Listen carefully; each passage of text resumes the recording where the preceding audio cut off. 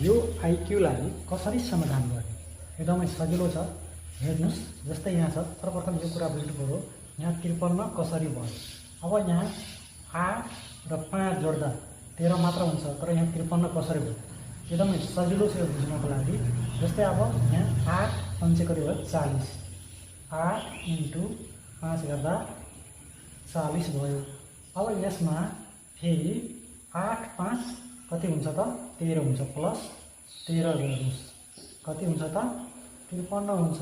त्यस्तै यहाँ के छ भने 6 7 42 हुन्छ र 42 मा 6 7 13 जोड्दाखेरि 55 हुन्छ।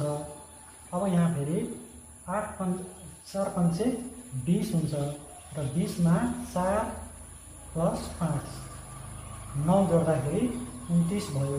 अब यहाँ 9 9 त्यहाँ 27, 27 मा 12 जोड्दा कति हुन्छ त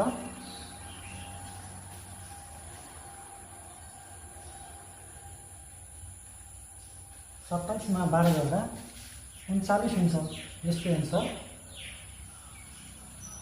39 हुन्छ। यसरी आइक्यूलाई समाधान गर्न सकिन्छ।